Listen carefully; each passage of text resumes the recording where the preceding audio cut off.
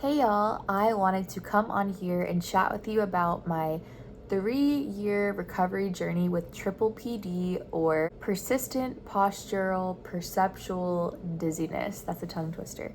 So if you are new here, first of all, go and subscribe to my channel. I make recovery content for severe anxiety and everything that comes with it. I have a recovery guide in my bio. It's fantastic. Everything that you need to start recovering today. I have a Facebook group in there as well. So let's just jump right into it. I have another video on PPPD. Basically, it is where you feel chronically dizzy, off balance all the time. It's not the spinning vertigo, but it almost feels like you're on the verge of that, like you're kind of faint, kind of about to pass out. Mix of like some derealization, some brain fog, all that fun stuff. And I had a lot of symptoms with this. Criteria for PPPD is that it has to last for 3 months consistently, and it is the non-spinning vertigo. I will say I had 2 bouts of true like spinning vertigo throughout this, but the PPPD was more of that lingering imbalance. So for me, my PPPD was one of many symptoms that I had. So I had the imbalance, I had DPDR, so that like unreality, derealization feeling. I had panic attacks, I had GI issues, I had heart palpitations, I had insomnia.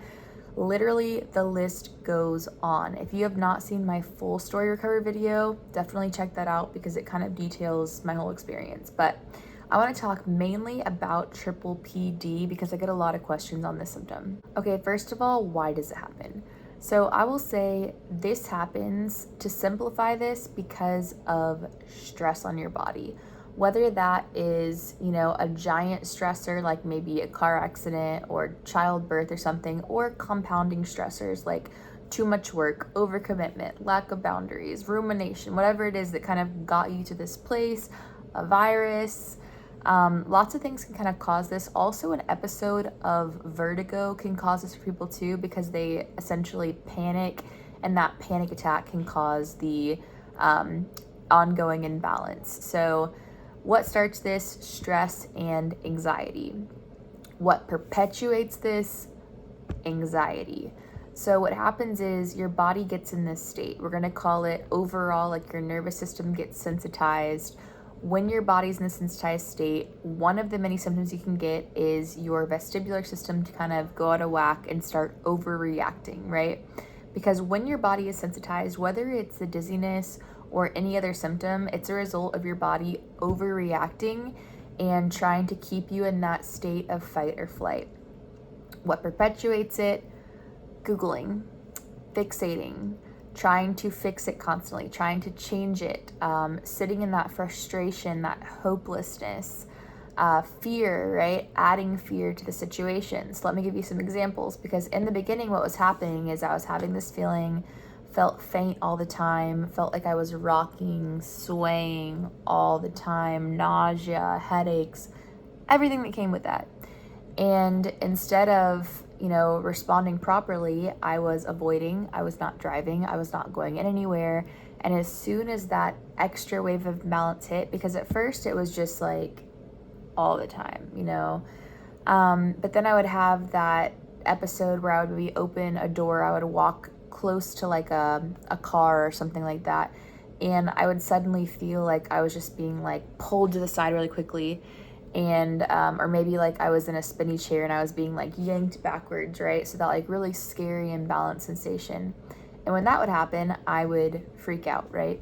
And it's scary. It's a super scary sensation. So I was responding poorly to this. My life was extremely limited. I was homebound, bedbound, couldn't do anything, couldn't take care of my kids, couldn't take a bath by myself, literally could not do anything. So how did I recover? That's the most important part here. When it comes to PPPD, you hear SSRIs, you hear vestibular rehabilitation, therapy, physical therapy, and that's pretty much it. You can also hear that you don't recover from this. So what I would say is I tried all that, right? Tried multiple SSRIs. Those did not help me.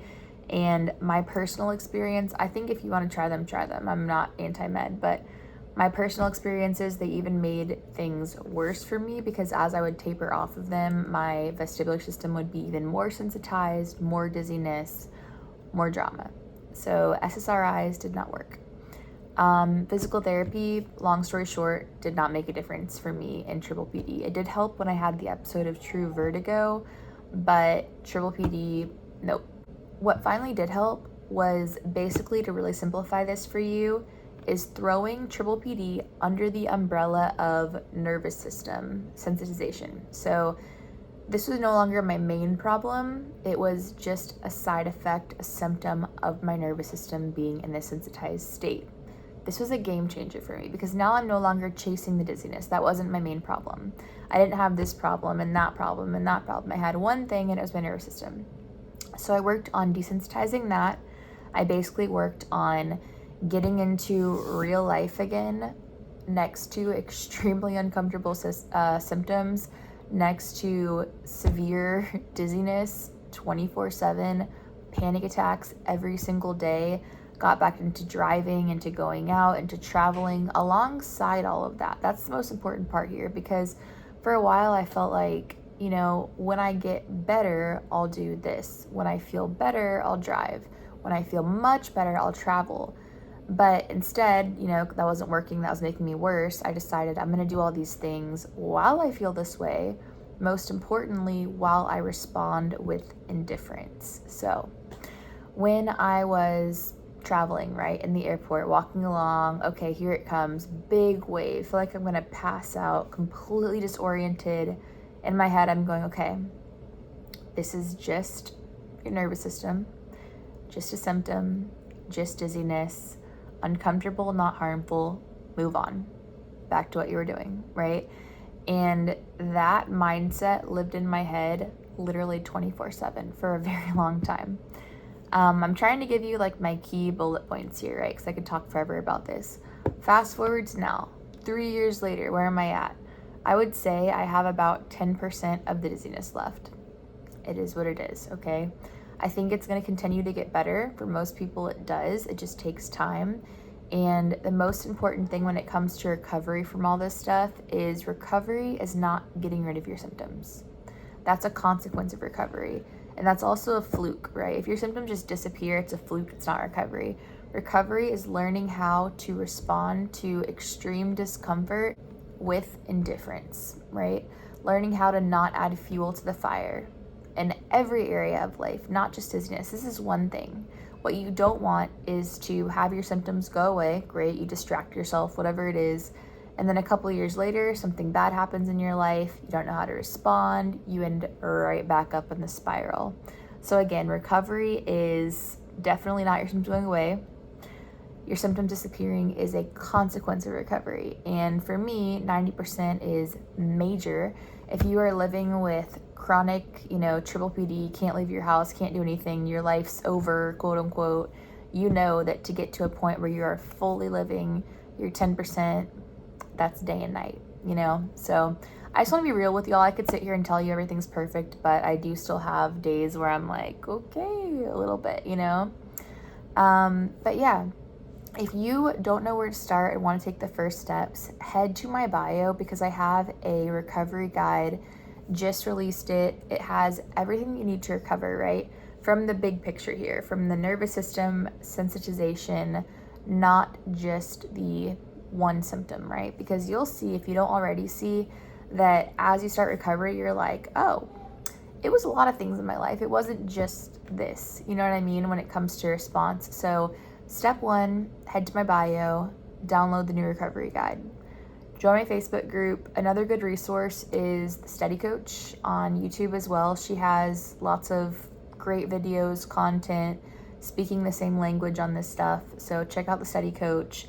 And I think my guide's going to explain everything for you and then some. I'm eager to hear how you like it. So once you read it, come back and comment. What did you think of the guide? And what would you like to know moving forward?